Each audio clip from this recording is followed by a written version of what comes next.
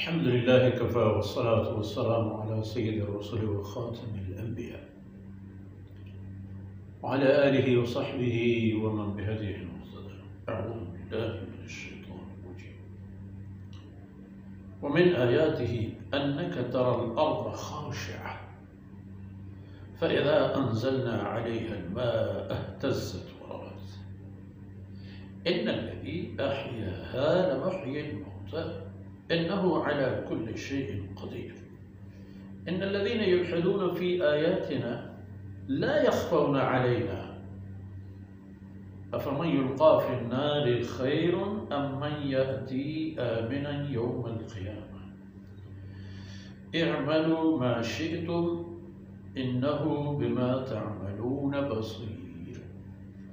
سبحانك لا علم لنا إلا ما علمتنا إنك أنت العليم الحكيم. رب اشرح لي صدري ويسر لي أمري واحلل عقدة من لساني يفقه قولي واجعل لي وزيرا من أهلي رب زدني علما وارزقني فهما.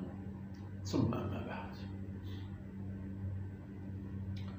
گرامی قدر بھائیوں بہنوں اور پیارے بچوں، اللہ رب العزت کی عظمت، قوت، قدرت، اختیارات اور اس کی حیثیت سے متعلق نشانیاں بیان ہو رہی تھیں۔ وہ نشانیاں بھی ایسی جو اندیکھی چیزیں نہیں ہیں، جو چھپی ہوئی ایسی راز کی باتیں نہیں ہیں کہ جن پر انسان کا کبھی واسطہ نہ پڑا ہو، آپ کے آمنے سامنے روزمرہ کے معاملات۔ وَمِنْ آیَاتِهِ، اللہ رب العزت کی حیثیت، الوہیت، معبودیت، اختیارات کل ہونے کی حیثیت کی ایک نشانی دیکھ لو۔ أَنَّكَ تَرَى الْأَرْضَ خَاشِعَةً، اس زمین کو، میدانوں کو، چھٹیل بیابانوں کو دیکھو گے مرے ہوئے، ویران، خشک اور ایک طویل مسافت تک آنکھوں کے سامنے کوئی چیز نہ آئے جو آنکھوں کو اپنی طرف متوجہ کرے، مگر فَإِذَا أَنزَلْنَا عَلَيْهَا الْمَاءَ، فرماتے ہیں جب میں ان پر بارش برستا ہوں، بارش کی پانی بیچ دیتا ہوں، تو یہی زمین حرکت میں آ جاتی ہے۔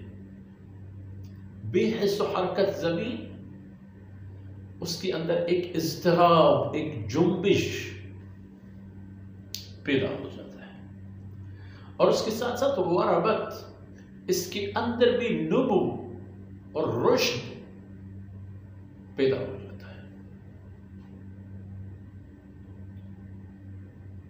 تو فرماتے ہیں ان الذی احیاها، اچھا رشد اور نمو پیدا ہونے کے بعد کیا ہوتا ہے کہ جو بیج اور دانے اس کے اندر ہیں، جڑ ہیں یا فرض کیجئے ٹہنیاں ہیں، جو اللہ کے حکم سے ہر ایک کی رشد اور دوبارہ پیدا ہونے کی ایک طریقہ کار اللہ رب العزت نے بنا دیا ہے، اسی طریقہ کار کے مطابق جو کچھ زمین کے اندر ہے وہ سب باہر نکلنا شروع ہو جاتے ہیں۔ گویا کہ زمین نے ان کو کھلایا پلایا اور ان کو یہ قابل بنا دی کہ وہ سر اٹھا کے باہر چلنے لگے۔ وسع نظر تک، حد نظر تک کچھ نظر نہیں آ رہا تھا، اب ایک ایک انچ پر آپ کو متعدد قسم کی پتے، پھول اور ٹہنیاں، کوپلیں ملیں گی۔ تو جب یہ بات ہے، یہ دیکھ لینا، ان الذی احیاها، جس ذات نے اس مرے ہوئے زمین کو زندگی دے دی، لمحی الموتیٰ، وہی ہے مردوں کو زندہ کرنے والا، عدم کو دوبارہ وجود کی طرف لانے والا۔ کیوں نہ، انہ علی کل شیء قدیر، وہی ذات ہے جس کی قدرت ہر چیز پر مسلط ہے۔ جتنی حد تک اللہ کی قدرت و طاقت ہے کسی کی نہیں، اور اللہ کے سامنے ایک مچھر اور پورے کائنات کی طاقت کی حیثیت ایک جیسی ہے، کیونکہ اختیار اللہ کے پاس ہے۔ پورے کائنات کی طاقتوروں کو لحظوں میں زمین بوس کر دیتا ہے، بے بسوں کو طاقت اور قوت عنایت فرما دیتا ہے، اور انسان کے سامنے ایسے تو سینکڑوں دلیل روزانہ آتے رہتے ہیں۔ تو یہ ہے اللہ کی ذات۔ تو پھر وہ انسان جو اس حوالے پر ان کے افکار و آراء الگ ہیں، ان الذین یلحدون فی آیاتنا، جو لوگ اللہ کی آیات اور فرامین اور احکامات سے متعلق انحراف کرتے ہیں، کجروی کرتے ہیں، نہیں مانتے ہیں، تبدیل کر دیتے ہیں، تضحیق اور تعن تشنیع کرتے ہیں، خاطر میں نہیں لاتے ہیں، چاہے جیسا بھی ہو، یہ تمام طبقے لا يخفون علینا لا يخفون علینا لا يخفون علینا، یہ ہمارے سامنے سے چھپیں گے نہیں، ہم سے نہیں چھپ سکتے، چھپ کر کہاں جائیں گے؟ تو پھر دیکھ لیں، افمن یلقی فی النار خیر ام من یأتی آمنا یوم القیامہ، دو طبقے بن کے آئیں گے قیامت کے دن، یہی انسان دو جماعت بن کے آئیں گے، دو طبقے کے انسان بن کے آئیں گے۔ یہاں تو لاکھوں طبقات ہیں، وہاں دو طبقے ہوں گے۔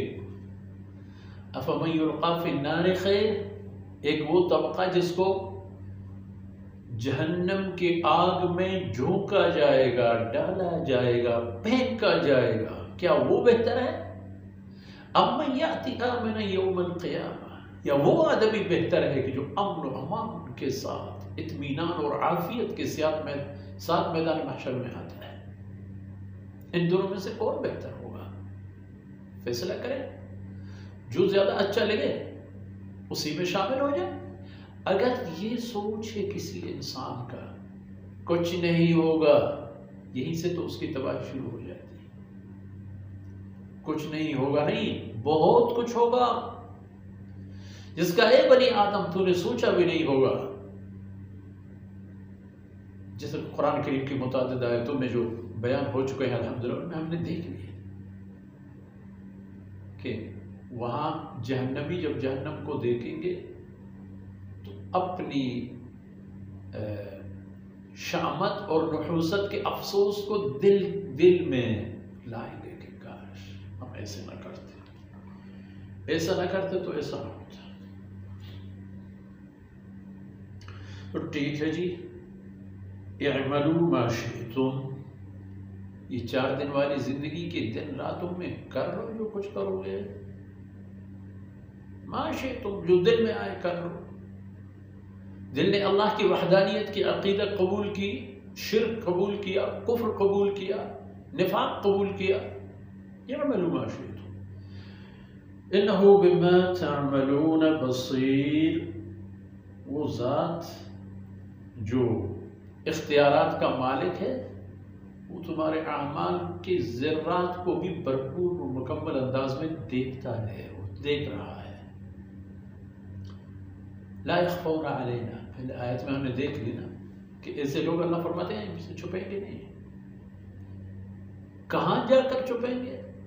اللہ رب العزت کی نظر نے تمام کائنات کو اپنے لپیٹ میں لے لی ہے، اب بھی اور تب بھی۔ یہ کہاں چھپیں گے؟